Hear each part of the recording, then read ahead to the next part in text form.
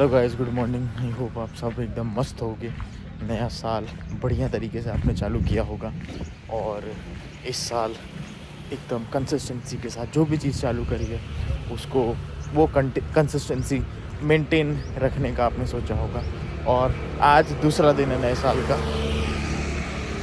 तो कितनों की कंसिस्टेंसी आज भी मेंटेन्ड है। आज के दिन भी मेंटेन्ड है। ऐसा नहीं कि पहले दिन का जो चस्का रहता है। वो कमेंट में बताओ मुझे, क्या आपने चालू किया है और किस चीज़ को लॉन्ग रन में आपको कंटिन्यू रखना है, ये बताओ। अपार्ट फ्रॉम दैट, जैसा मैंने बोला था, आज का कार्डियो बाहर की थोड़ी बहुत रनिंग होगी और वॉकिंग होगी। वॉकिंग ज़्यादा होगी, रनिंग कम। और हमारा स्प्लिट भी बदला हुआ है। आज हमारा चेस्ट डे है एंड मतलब पुश डे है। पुश पुल लेग्स कर रहा हूँ। आज पुश डे है एंड कल लेग्स होगा। तो आज चेस्ट डे में थोड़ा सा वॉल्यूम इंक्रीज है, क्योंकि चेस्ट डे हफ्ते में अब 2 हो गए, पहले 3 थे। तो यहाँ पे नंबर ऑफ़ एक्सरसाइजेज इंक्रीज़ हुई हैं और कुछ एक्सरसाइजेज में सेट्स भी इंक्रीज़ हुए हैं, तो अकॉर्डिंगली करेंगे। आज विजिबिलिटी कम है, बहुत ज़्यादा।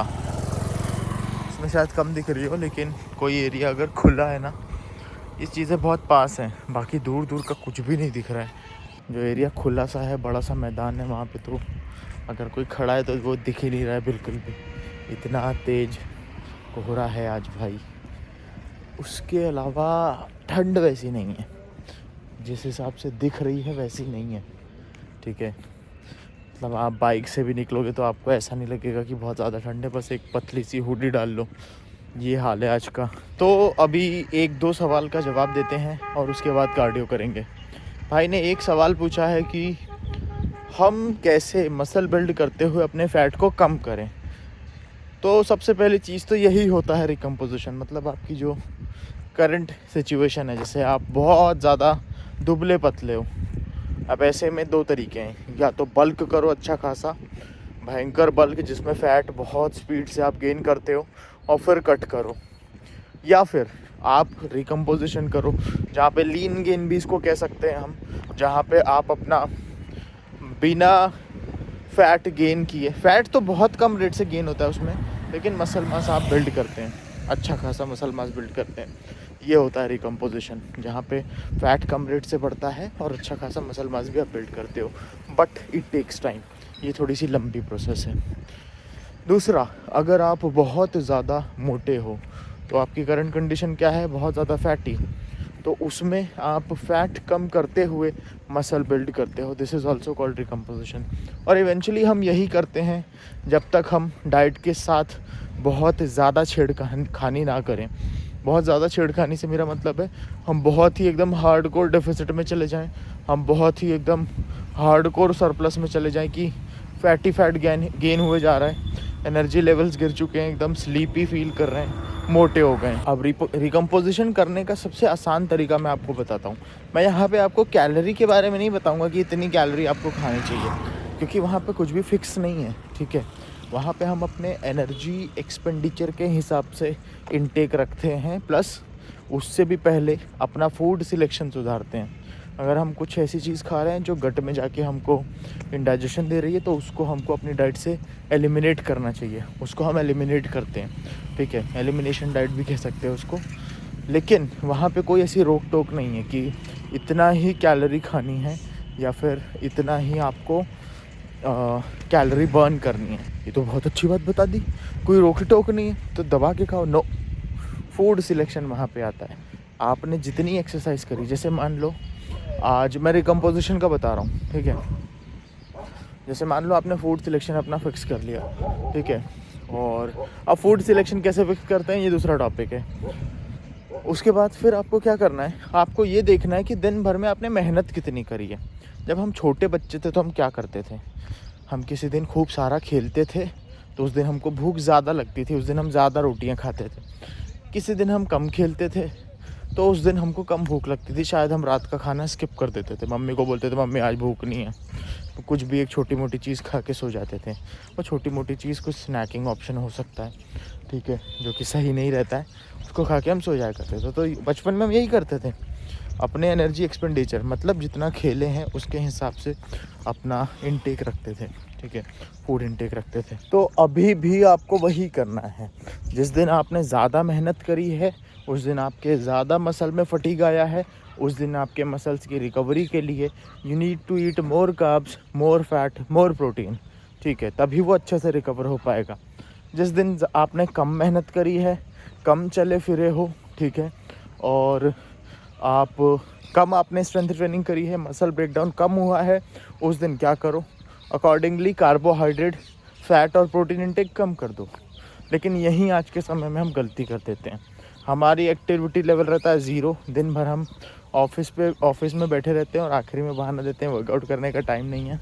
और फिर क्या होता है पता है, हम खाते उतना ही है जितना हम एकदम हाई एक्टिविटी लेवल वाले दिन खाते हैं। और इवेंचुअली क्या होता है, जब आपका एक्टिविटी लेवल कम है, ठीक है, आपने स्ट्रेंथ ट्रेनिंग कम करी है, कार्डियो कम किया और खा इतना रहे हो जितना आप एक्टिविटी जिस दिन ज़्यादा करते हो उसके जितना खा रहे हो, उस दिन जितना खा रहे हो वो एनर्जी स्टोर होगी फिर इवेंचुअली। तो आपको यही ध्यान देना है, जितना खा रहे, जितना वर्कआउट कर रहे हो अकॉर्डिंगली फूड इनटेक रखो। ये तरीका है रिकम्पोजिशन का। और इवेंचुअली यही होता है आखिरी में, आप मसल बिल्ड करते हुए अपनी बॉडी में जो स्टोर्ड फैट है, जो बहुत ज़्यादा फैट स्टोर्ड है, उसको रिड्यूस करते हो। अब फूड सिलेक्शन कैसे करते हैं ये किसी दिन और किसी और दिन बात करेंगे। दूसरा क्वेश्चन है, दूसरा सवाल है कि मुझे प्रीचर कर्ल में इंजरी का डर लगता है, बाइसेप्स टियर होने का डर रहता है, क्योंकि ऐसे बहुत सारे वीडियोस आए हैं अभी बीच में रिसेंटली कि वो बंदा प्रीचर कर्ल कर रहा है और उसका बाइसेप्स फट गया। तो वो इंजरी क्यों होती है? वो इंजरी इसलिए होती है क्योंकि प्रीचर कर्ल मशीन थोड़ी सी अब मैं सोच रहा था कि कैसे समझाऊं, भी इसको समझाना थोड़ा सा कठिन है, पर फिजिक्स वाले हो तो समझ जाओगे। जब एल्बो एक्सटेंडेड रहता है ना, इस तरीके से प्रीचर कर्ल करते हैं हम, एक्सटेंडेड पोजीशन में जो इंटरनल टॉर्क है, मतलब आपके बाइसेप्स की शक्तियाँ ऐसा समझो, वो बहुत कम है। लेकिन डंबल अपनी ताकत बहुत ज़्यादा लगा रहा है, ग्रेविटी वर्क कर रही है, डंबल को नीचे की तरफ पुल कर रही है। डंबल बहुत स्ट्रांग रहता है, हमारे बाइसेप्स वीक रहते हैं। तो वहाँ पे ये एक ख़राब रेजिस्टेंस प्रोफाइल वाली एक्सरसाइज बन जाती है, ठीक है, क्योंकि जहाँ पे हमारा बाइसेप्स वीक है वहाँ पे डंबल की शक्तियाँ ज़्यादा लग रही हैं, ठीक है, जिस वजह से अक्सर लोगों को बाइसेप्स टियर देखा गया है अगर वो बहुत ज़्यादा हैवी ले लेते हैं प्रीचर कर्ल पे। तो अभी जो हैवीनेस है ये तो पर्सन टू पर्सन वेरी करती है। आपके लिए शायद 7.5 किलो भी हैवी हो, किसी के लिए शायद 30 किलो भी हैवी ना हो, वो 40 किलो मारेगा तो उसके लिए शायद हैवी हो, इसलिए लोगों का टियर हो जाता है प्रीचर कर्ल में बाइसेप्स। अब इसका सब्स्टिट्यूट ये है कि आप 70 या फिर 90 डिग्री बेंच को इंक्लाइन कर लो और उस पर अपनी एल्बो टिका के प्रीचर कर्ल करो।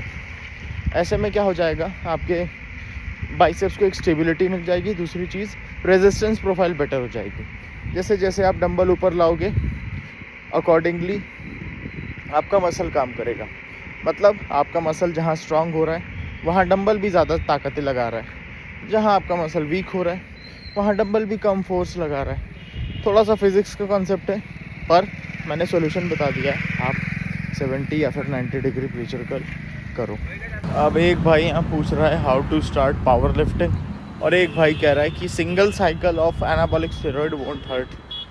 मतलब वो ये बोल रहा है कि एक आध बार एनाबॉलिक स्टेरॉइड ले लूँगा तो वो बॉडी में हार्म तो नहीं पहुंचाएगा। तो सबसे पहली चीज़ पावर लिफ्टिंग कैसे चालू करने का जवाब देता हूँ। पावर लिफ्टिंग में क्या रहता है, deadlift, bench press, squat, single movement को आपको परफेक्शन की तरफ ले जाना होता है धीरे धीरे, ठीक है। सिंगल मूवमेंट में आपको इतनी स्ट्रेंथ बढ़ानी होती है कि बाकियों से ज़्यादा वजन आप उठा लो। तो SBD, squat, bench press, deadlift, इनको आपको स्ट्रॉन्ग करना रहता है। ये बेसिक चीज़ तो आपको पता होगी। दूसरी चीज़, पावर लिफ्टिंग सही तरीके से अगर करना चाह रहे हो, प्रोफेशनली करना चाह रहे हो, तो किसी भी चीज़ को, मैं बॉडी बिल्डिंग कोच हूँ, अगर आपको मसल बिल्ड करना है, फैट लॉस करना है, उसमें मैं आपकी हेल्प कर सकता हूँ। पावर लिफ्टिंग अगर सही से करना है आपको, तो मेरा सबसे सही सजेशन यही रहेगा कि एक कोच हायर करो जो कि आपको पावर लिफ्टिंग में, ये स्टार्ट कैसे करना है वही बता रहा हूँ। खुद से स्टार्ट मत करने लग जाना, नहीं तो प्रॉब्लम ये होगी कि आपको पता नहीं रहेगा कब लोडिंग चलेगी आपकी, कब डी लोडिंग चलेगी, कितने दिन हेवी लिफ्ट करना है, कितने दिन नहीं।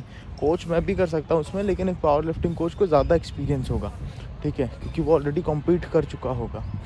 तो आप अगर प्रोफेशनली इसमें जाना चाहते हो तो स्टार्ट ऐसे ही करो। सबसे पहले अपने मम्मी पापा को मनाओ कि इसमें पैसा लगेगा और मुझे प्रोफेशनली जाना है। दूसरी चीज़ ये कि बहुत बढ़िया स्कोप हो गया अब तो पावर लिफ्टिंग में भाई।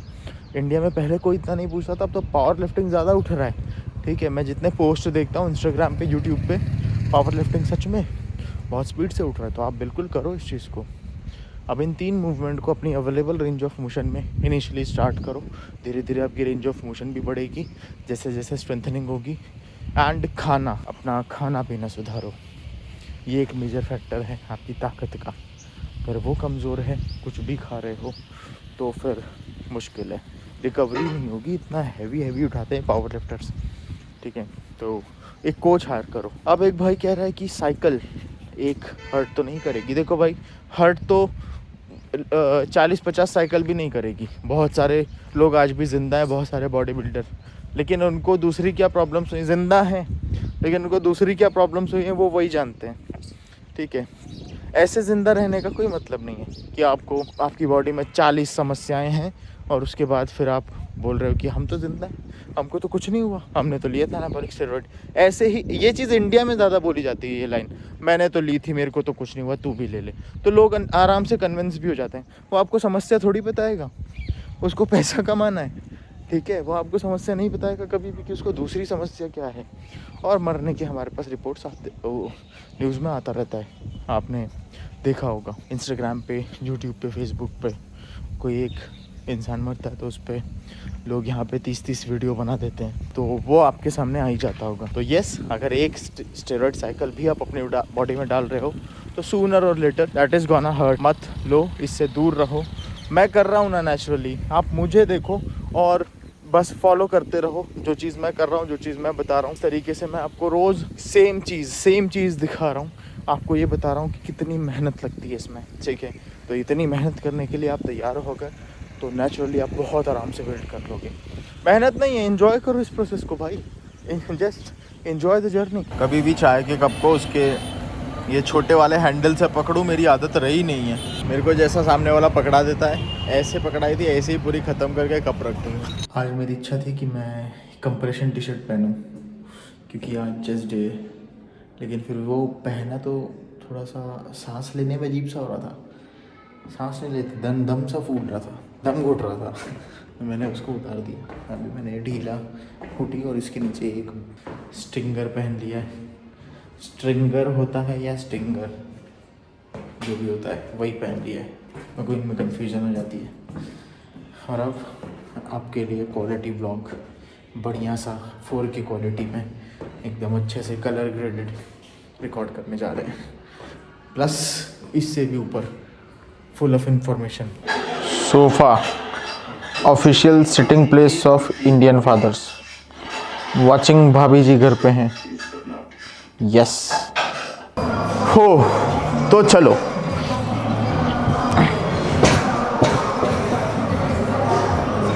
आज का फटाफट से मैं बता दूं वर्कआउट क्या होने वाला है।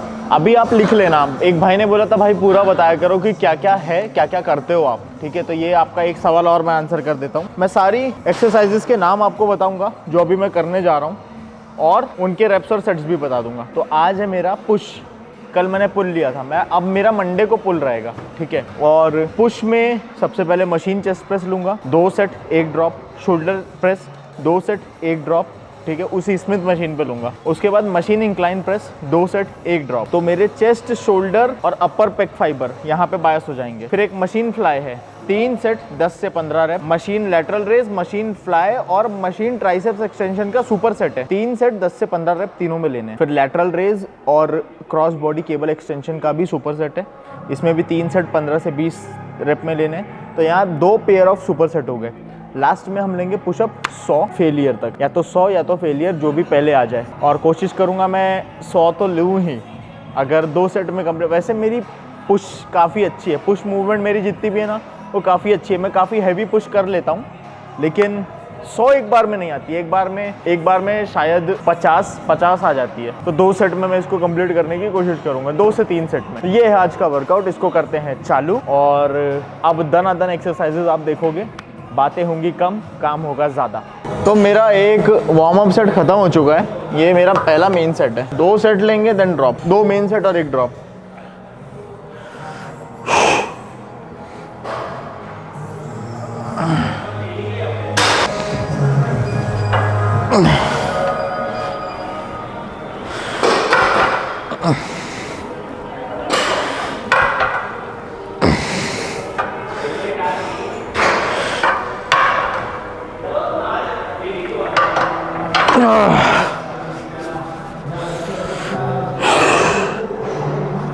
Nice set.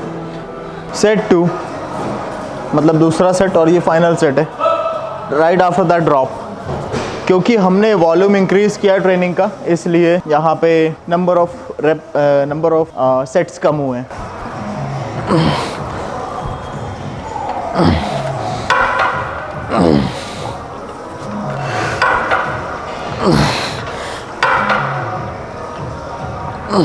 एक और।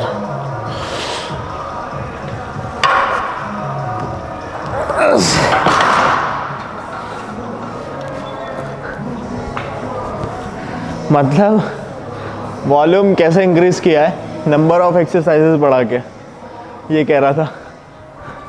आज यार थोड़ी सी अजीब सी चीज़ हो रही है, क्या पता है। मैंने ओट्स खाया था अभी 1.5 घंटे पहले, जो कि सही टाइम है। इतनी देर पहले खाना चाहिए अगर आप एक कॉम्प्लेक्स कार्ब और प्रोटीन और थोड़ा बहुत फैट वाली मील ले रहे हो, 1.5 से 2 घंटे पहले। पर मैंने खा ज़्यादा लिया, आज मुझे भूख लग रही थी। रनिंग आज मैंने ज़्यादा करी थी, कार्डियो जो किया था सुबह। और अब पता है क्या हो रहा है, बर्ब्स आ रहे हैं। मुझे तो समझ में आता कि लोग वर्कआउट के जस्ट पहले खा के कैसे कर लेते हैं। नहीं खाना चाहिए, इससे आपका डाइजेस्टिव सिस्टम। कर ले रहे हो तो कोई सा अजीब सा टैलेंट है आपके अंदर, कोई सी स्किल है आपके अंदर, जिस वजह से आपको उल्टी नहीं हो रही है, लेकिन नहीं खाना चाहिए। आधे घंटे पहले वर्कआउट के भी नहीं खानी चाहिए कोई सी ऐसी चीज़ जिसमें कॉम्प्लेक्स कार्ब हो। Simple carb, simple sugar type की चीज़ें आप खा सकते हो, फ्रूट्स हो गए जैसे, बट ओट मील हो गया, ब्रेड हो गया, एग्स हो गए और ब्रेड सैंडविच, ऐसा कुछ भी नहीं खाना चाहिए आपको। अब मैं वेट कर के थोड़ा गैप लेके सेट ले रहा हूँ, अदरवाइज ऐसा लग रहा है बाहर आ जाएगा। या हार्ट बीट नॉर्मल होने के बाद मैं सेट ले रहा हूँ तो ऐसे वर्कआउट भी लेस इंटेंस हो रहा है। चलो लेते हैं, हो गया सब। मैं इसको उतार देता हूँ।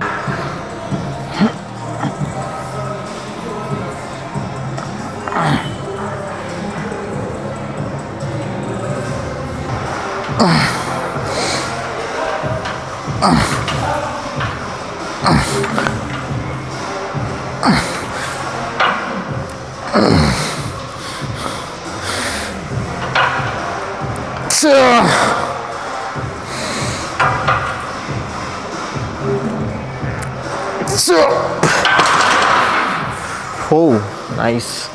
स्ट्रेंथ बहुत बढ़ी हुई फील हो रही है, ये ज़्यादा खाने की वजह से होता है ये।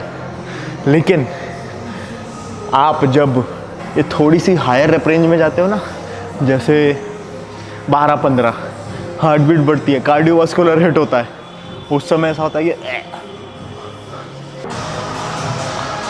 तो क्योंकि यहाँ पे हमारे देखो, जितने ज़्यादा सेट्स उतनी ज़्यादा अपॉर्चुनिटी कि हाँ नेक्स्ट सेट में हम ज़्यादा पुश कर लेंगे, ठीक है। और जितने कम सेट उतनी कम अपॉर्चुनिटी कि हाँ यार 2 ही सेट है, उसी में हमको अपने मैक्स जाना है। अब क्योंकि वार्म अप तो हो ही गया है। वार्म अप कैसे हो गया आपको पता है, मैंने यहाँ पे बेंच प्रेस कर ली है। अब मैं शोल्डर प्रेस करूँगा डायरेक्टली उस वेट के साथ जो मैं यूजुअली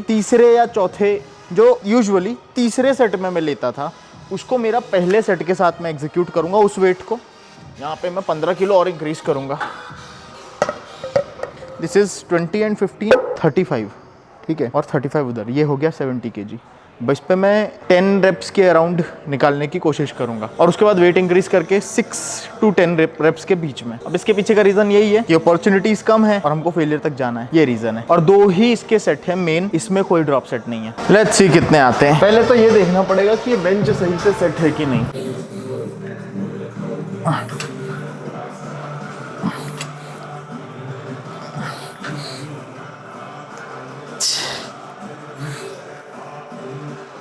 दो और आएंगे।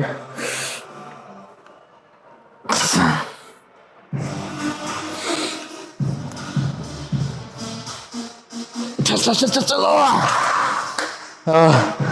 ऐसा लग रहा था ड्रॉप हो जाएगा, ऐसा लग रहा था गिरा दूंगा मैं, लेकिन मैं बहुत खुश हूँ। 2 सेट, दो एडिशनल रेप आ गए। यहाँ हो गया मेरा 80% कवर हो गया मसल मेरा अच्छे से। अब थोड़ा सा हैवी करके 6 to 10 रेप में ट्रेन करेंगे। डकारें आ रही हैं यार। तो I am increasing 10 kilos directly. क्यों? कि नंबर ऑफ रेप्स कम लेने और मतलब 6 से 10 लेने हैं और सेट को इंटेंस बनाना है। ठीक है, because there is no drop set. Let me check it again. क्या लिखा है? एकदम सही लिखा है। 6 रेप लेने बस, 6, 4 से 6, 6 से 10 नहीं। अभी देखो वापस से ऐसे ऐसे हो रहा है, ऐसे ऐसे फटने को हो रही है, पर मेरी पुशिंग अच्छी है। Let's see.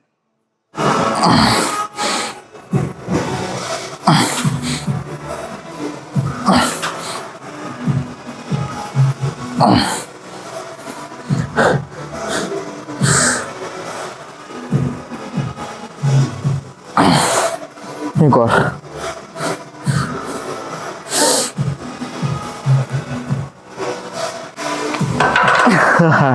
हाँ, थैंक यू सो मच।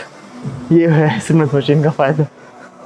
बस 5 तो आ गई, कोई बात नहीं, 6 आएगी अगली बार। आज I am unable to connect my core with my mind, क्योंकि होठ बहुत काली है भाई। कुछ कुछ सेट ऐसे होंगे जो ऑफ रिकॉर्ड होंगे, जो कि एकदम से मैं करूँगा। ये ऑफ रिकॉर्ड है, इसको माना नहीं जाएगा। करना है करो, नहीं करना है मत करो।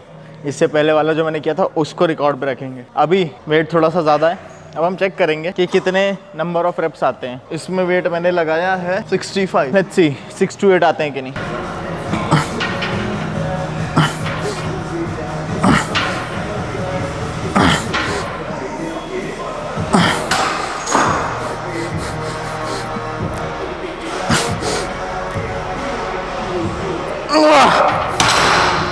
दस आ गए भाई, नाइस। अब 2 मशीन है हमारे पास। एक है स्मिथ मशीन पे इंक्लाइन ले सकते हैं, और एक है हमारे पास incline machine press. Last time incline machine press पे लिया था, तो इस बार स्मिथ मशीन पे अपनी स्ट्रेंथ चेक करते हैं। स्मिथ मशीन पे देखते हैं। नहीं यार, 15 to 45 डिग्री रहता है इंक्लाइन, पर 30 पे करूंगा मैं। पूरा ही लो नहीं करेंगे। किसी भी डिग्री पे रखो, आपके जो अपर पैक फाइबर हैं वो अच्छे से बायस हो जाते हैं। बस थोड़ा सा इंक्लाइन होना चाहिए। अब वो इंक्लाइन कितना रखना है, क्योंकि अब जितना इंक्लाइन होते जाओगे ना, उतना ज़्यादा धीरे धीरे वो शोल्डर वाइज भी बनती जाएगी। एंटीरियर डेल्ट तो नॉर्मल में भी कवर होते हैं, लेकिन फिर ज़्यादा लोड, ज़्यादा फोर्स आपके शोल्डर जनरेट करने लगेंगे, ये कह रहा था। तो अभी देखते हैं इंक्लाइन पे हम कहाँ तक प्रेस करते हैं। मेरे हिसाब से 2-2-20 की इस तरफ, 2-2-20 की उस तरफ। 80 kg इंक्लाइन 30 डिग्री पे इजीली आ जाना चाहिए। Let's see.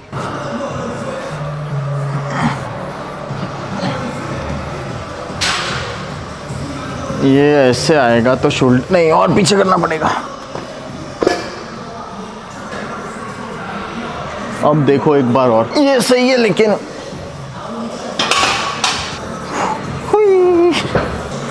दो इधर 2 इधर, देखो कितनी आती है इधर।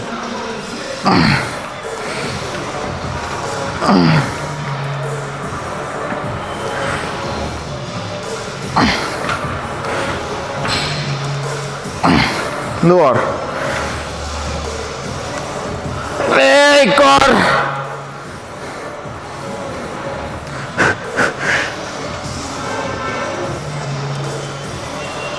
यस, सही।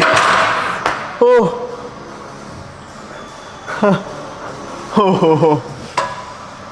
मजा आ गया। आखिरी होते होते तक ऐसा लग रहा था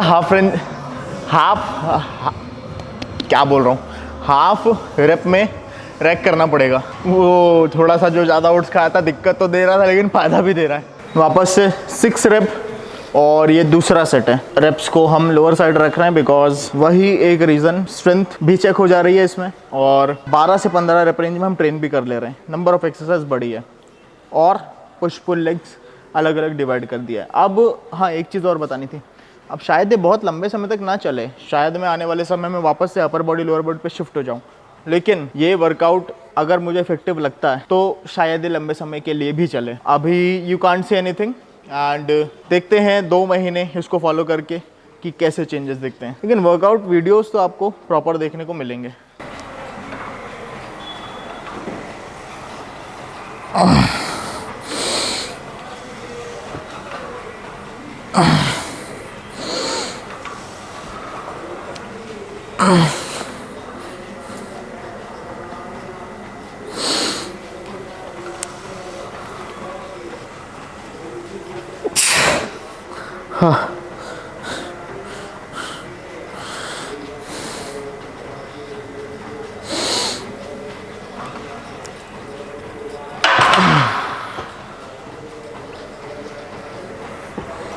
अभी आप बोलोगे आखिरी रेप नहीं आया, टोटल 5 रेप लेने थे, लेकिन इसका जो नेगेटिव है उसको मैंने एकदम कंट्रोल्ड वे में किया था, तो ये भी कहीं ना कहीं जुड़ता है ओवरऑल स्ट्रेंथ बढ़ाने में।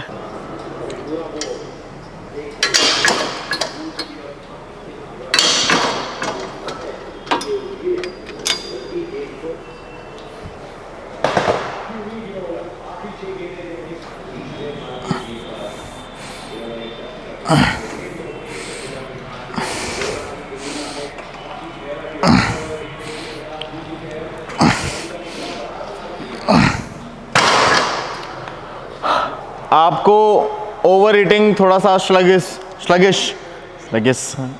बना देती है, थोड़ा सा स्लो बना देती है, नहीं तो अभी तक मेरा आधा वर्कआउट खत्म हो गया होता। मशीन 5 है 10 से 15 रेप के बीच में, मशीन लैटरल रेस है, मशीन ट्राइसेप्स एक्सटेंशन, 3 सेट है, इसको सुपर सेट में करना है 15 रेप। अभी आप देखोगे कि मैं कितना इसको क्लीन तरीके से लेता हूँ, देखो ब्यूटी देखो सेट की ठीक है, हाँ ऐसे ही करने की कोशिश करना है आपको भी।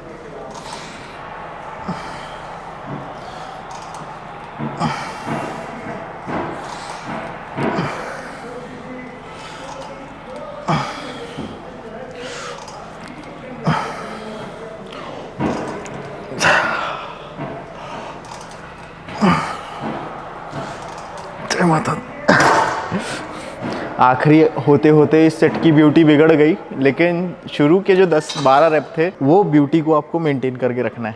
तो आज हम ट्राइसेप्स एक्सटेंशन थोड़ा सा नए तरीके से करेंगे। इससे क्या है, रेजिस्टेंस प्रोफाइल बेटर हो जाती है। ये जो 2 चीज़ें हैं, इसको यहाँ कॉर्नर पे पकड़ लो, और अब यहाँ करूँगा मैं तो थोड़ी सी रेंज कम हो जाएगी और ये नीचे वेट टकराएगा। आपको थोड़ा सा पीछे होना है और उसके बाद, अबे कट तो नहीं गया, नहीं कट रहा है, ट्राइसेप्स एक्सटेंशन परफॉर्म करना है, ठीक है। लेकिन हमारे जिम में पता है क्या है, ये ना थोड़ा सा ऊपर नीचे, ये देखो ऊपर नीचे, ये नीचे और ये वाला ऊपर है, जिस वजह से सही से लोड नहीं आ रहा है। तो ये नया तरीका तो हो गया फ्लॉप, पुराने तरीके से ही करते हैं। पुराने तरीके में भी वही कर सकते हो, थोड़ा सा पीछे हो जाओ और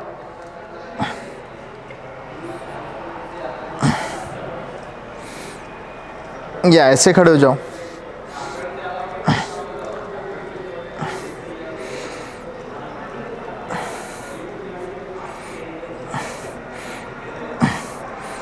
साथ ये 15, हाँ इस हाथ से भी 15,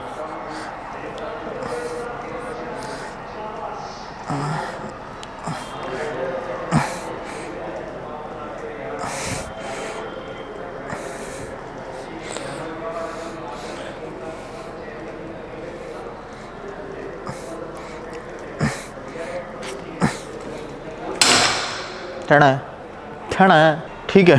पेक डेक फ्लाई और 12 क्लीन रेप।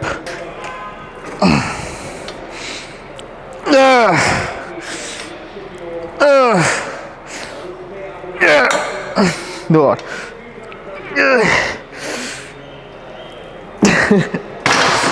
आखिर की 4 रेप में क्लीन नहीं मारूंगा, शायद वो क्लीन दिख रही हो, बट मेरी नज़र में क्लीन रेप का मतलब है ये बड़ी दुखदाई मशीन है। अभी वेट पता है कितना है, 75 kg से ही अगला सेट भी लेंगे, क्योंकि अब 1 किलो और बढ़ाना तो 10 रेप नहीं आएगी। हमारा 10 से 15 रेप रेंज के बीच का जो मकसद है ना, पूरा नहीं होगा। वापस से एक प्लेट बढ़ाएंगे और 10 to 12 क्लीन रेप लेंगे। अरे यार मेरी मुंडी कट रही है, रुको यार, यहाँ रख देता हूँ, अब सही है। चलो इस तरफ से हो गया है, फुल ही कर लेते हैं। 10 रेप लेंगे इसमें, 10 रेप लेंगे लास्ट सेट में भी क्लीन। देखो सुंदरता सुंदरता देखना इस सेट की।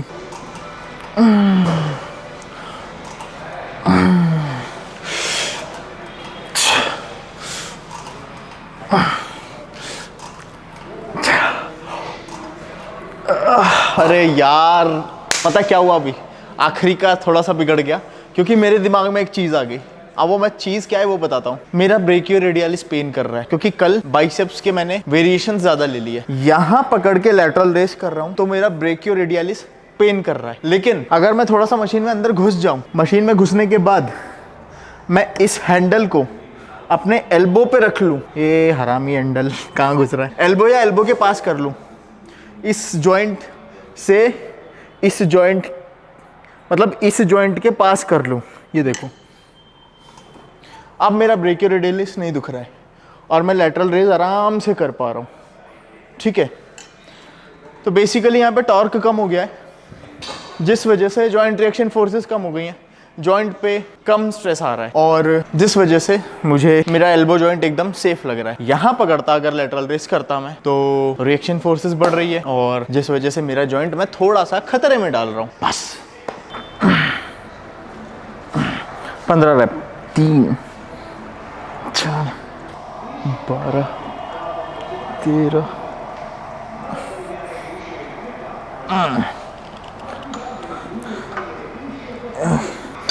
5 4 3 2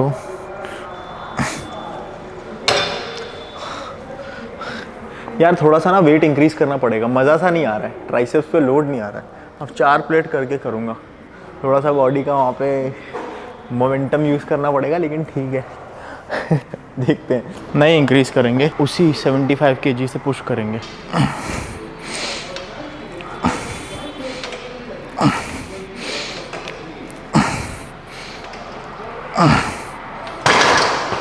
इसमें मज़ा सा नहीं आया तो हम एक सेट और ले रहे हैं।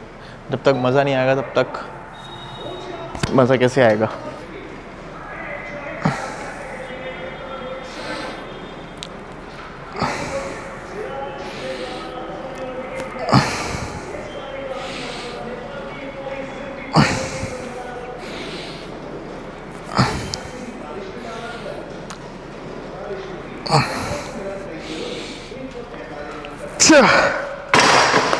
हाँ अभी सही है।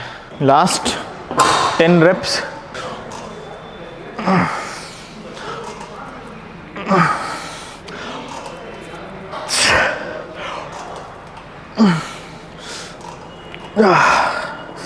इधर से मैं थोड़ा सा ज़्यादा ले रहा हूँ पास जाके, क्योंकि मेरे को ना थोड़ा सा मसल इम्बैलेंस है।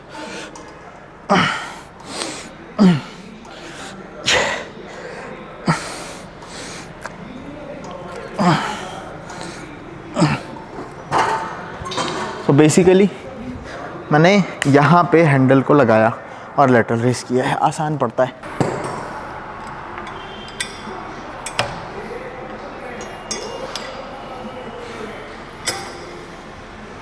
पंद्रह रेप।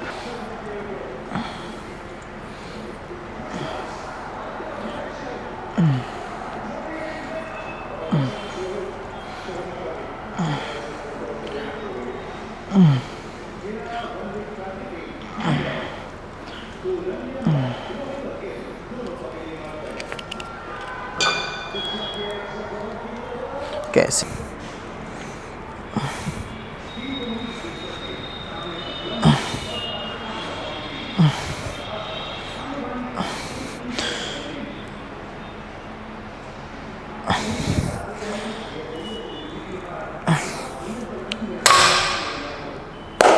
ज़्यादा ले ली। अभी भाई क्या है कि मशीन लैटरल रेजेस, अच्छा cross body cable extension and pushup 100। Cuff lateral raise भी आज। अब कफ लैटरल रेस का मतलब मैं आपको बताता हूँ, वही चीज़। ये तो मशीन लैटरल रेस हो गई जिसमें मैंने अपने रिस्ट से मशीन को ग्रैब किया था और लैटरल रेस किया था। कफ लैटरल रेस में क्या होता है, उस कफ को आप थोड़ा सा इस जॉइंट के पास लगाओ और लैटरल रेस करो, और इसमें नंबर ऑफ रेप्स है 15 से 20, क्योंकि अभी डेल्ट्स में फेलियर नहीं आया है। इसको 15 से 20 तक करेंगे। क्रॉस बॉडी केबल एक्सटेंशन फिर से है ये वाला, मतलब अब एक्सरसाइजेज रिपीट होंगी। क्रॉस बॉडी केबल एक्सटेंशन जो अभी किया है ना, वो फिर से है सुपर सेट में, लेकिन इसमें फेलियर तक जाना है। एंड देन पुशअप है 100। तो कफ लैटरल रेज पहली exercise, cross body cable extension दूसरी एक्सरसाइज, एंड पुशअप तीसरी एक्सरसाइज। तीसरी एक्सरसाइज हटा देते हैं, पहले इन 2 एक्सरसाइज का सुपर सेट ले लेते हैं। Cuff lateral raise and triceps extension एक एक बार दिखा दूंगा, आपको समझ में आ जाएगा कि कफ से बेसिकली मतलब क्या है, और उसके बाद सीधे पुशअप वाले सेट में आपसे बात करेंगे। ये है बेसिकली अब एक यूएसआई की कफ भी आती है, ठीक है, वो खरीद सकते हो, एंकल कफ्स कहते हैं यूएसआई की, उसको भी आप इस पे अटैच करके लैटरल रेस कर सकते हो और यहाँ पे अच्छा खासा आपको होल्ड करने को मिल जाएगा। सॉरी, अब इसमें मुझे करना है 15 से 20 रेप। थोड़ा सा और इधर करो। हाँ,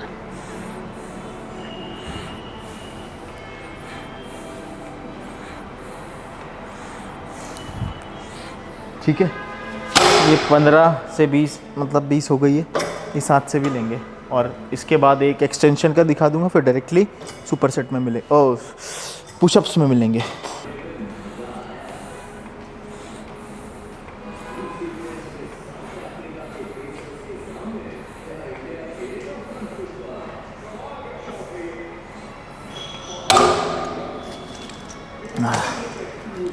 एक ट्राइसेप्स की मशीन आती है, वो हमारे जिम में है नहीं, उसमें जैसे हमारा प्रेशर कर्ल होता है ना, वैसे ही हम नीचे को पुश करते हैं, प्रेशर कर्ल में ऊपर को करते हैं, इसमें नीचे को करते हैं, जिससे आपके ट्राइसेप्स पे लोड आता है। वो मशीन था इसके पहले, पर वो है नहीं इधर। मैंने क्या सोचा था कि ये जो प्रेशर कर्ल वाली है ये एडजस्ट हो सकती है वैसे, पर वो हो ही नहीं। और कोई नहीं, दिस इज़ मच बेटर, इसको हम फेलियर तक लेंगे। 15 से 20।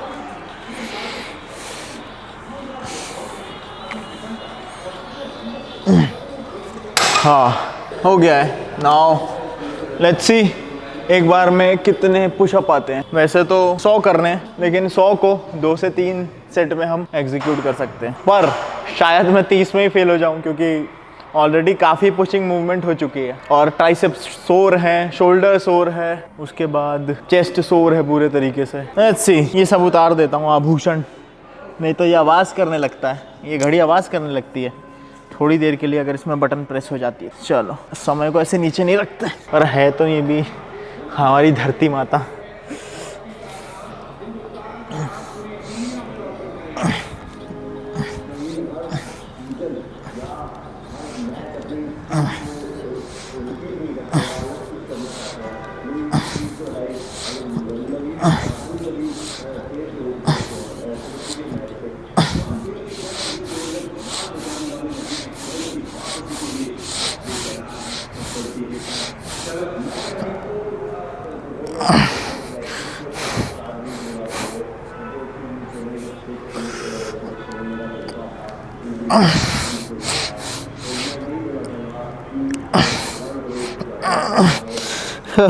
तो 35 हुए थे, 35 मानते हैं। अब यहाँ से आगे काउंट करेंगे और एकदम प्रॉपर एक्यूरेट पुशअप नहीं आ रहे, नीचे जाओ और पूरा हाथ से एल्बो सीधे करो, क्योंकि ऑलरेडी बहुत एक्सरसाइज हो चुकी है।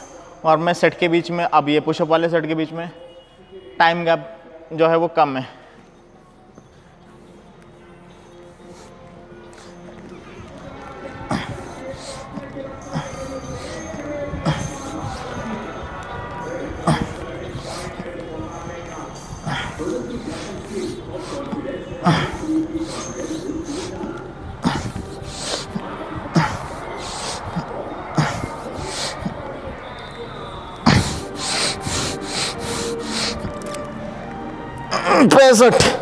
भाई यार, ये देखो मेरा पंप। और आपको एक चीज़ बताऊं, 100 पुशअप करी मैंने, वो 65 के बाद मैंने पूरी 100 तक करी, ठीक है। और उसके बाद पता है क्या हुआ, मैंने आके देखा तो मैंने कैमरे की ये प्ले बटन ही नहीं दबाई थी। पर कोई नहीं, अब मैं फिर से नहीं करूँगा यार दिखाने के लिए, क्योंकि मैं बहुत ऑलरेडी डेड हो चुका हूँ, अंदर से मेरे मसल्स डेड हो चुके हैं पूरे। तो बस अब यहाँ पे वर्कआउट खत्म करते हैं, एक छोटी सी रील रिकॉर्ड करके घर को निकलते हैं। कीप पुशिंग गाइस, ये नया साल हमको कुछ बड़ा करना है, आपको और मुझे मिल के कुछ बड़ा करना है। मुझसे थोड़ा बहुत इंस्पायर होकर अगर आपने चालू किया है ना, तो कीप पुशिंग। जिस दिन नहीं भी लगे ना कि यार आज इच्छा नहीं हो रही एक्सरसाइज करने की, उस दिन आके देखो कि क्या मैंने करी है, वो शिवम ने करी है क्या, हाँ इसने करी है, चलो हम भी चलते हैं, इसमें ही मुझे बहुत खुशी मिल जाएगी। मत करो लाइक, मत करो कमेंट, मत करो मुझे सब्सक्राइब, लेकिन अगर इतना ही कर ले रहे हो ना, मैं कसम से बता रहा हूँ ये साल मेरा सफल हो जाएगा। पापा बना रहे हैं आज सब्जी। कौन सी सब्जी है पापा, बताओ सबसे। मसाला बैंगन। मसाला बैगन। इसमें कितना तेल डाले हो? इसमें इस करछी से आधी करछी है। तो काफ़ी हेल्दी सब्जी बन रही है, हेल्थ को ध्यान में रखते हुए बनाया जा रहा है। ये ज़्यादा तेल तो नहीं है, आधी कड़छी? नहीं नहीं, इसमें फिर वो बैंगन है 250 ग्राम, ठीक है ना। बैगन भी है। ये सामान हम खरीद के लाए आज, सब धो धुआ दिया, बढ़िया तरीके से सब्जी बन रही ये है। सब्जी जो है ना कम कैलोरी की होती है। बैंगन जो है बहुत कम कैलोरी होती है इसके अंदर। अच्छा, इसलिए ये मतलब उसको तुम रात में भी खा सकते हो। जो वेट लॉस कर रहे हैं उनकी अच्छी है ये। अच्छा। लेकिन वेट लॉस करने में फिर तेल नहीं डालना है। हाँ, फिर तेल नहीं डालना है। मतलब तेल की क्वांटिटी फिर आधी से भी कम कर देनी है। ये हल्दी वही वाली है जो अभी अपन खरीद के लाए? नहीं नहीं, अच्छा, पहले की है। मेरे को लगा वहाँ पे हल्दी भी मिल रही थी, वहाँ पे हल्दी मिल रही थी कच्ची ताजी एकदम। मैंने पूछा इसकी भी सब्जी, हल्दी की भी सब्जी खाते हैं लोग यार, बताओ। और मम्मी यहाँ पे बैठी हुई हैं, मम्मी मम्मी मस्त बैठी हुई हैं यहाँ पे, मोबाइल चला रही हैं। और वो देखो क्या देख रही है। अरे तो आज पापा सब्जी बना रहे हैं। पापा सब्जी बना रहे, मम्मी मस्त चिल मार रही है। ऐसी लाइफ मम्मी चाह रही है और मम्मी को मिल रही है। मम्मी क्या चाहे तुमको। पर क्योंकि उसमें मसाला बहुत है तो मैं बैगन की सब्ज़ी नहीं खाऊंगा, मैं मेरा ही खाना खाऊंगा जो मेरा दाल और चावल है। बस थोड़ी सी ले लूँगा पापा का दिल रखने के लिए, क्योंकि बहुत मेहनत से बनाई है, शाम से भिड़े हुए। अब वर्कआउट की बात करते हैं। कल है हमारा लेग डे, 2 बार ही हफ्ते में लेग होगा और कल बहुत अच्छे से करेंगे। कल मैंने एक चीज़ मंगाई है, फ्लॉस बैंड्स, जिससे रिकवरी में काफ़ी हेल्प मिलती है। कल अगर मैंने उससे प्रैक्टिस करी तो मैं उसको रिकॉर्ड करके आपको दिखाऊंगा कि कैसे करते हैं फ्लॉसिंग। तब तक के लिए गुड नाइट, आराम से सो, अच्छा खाना खा के सो, घर वालों के साथ थोड़ा समय बिता के सो और खुशी से सो। Bye bye.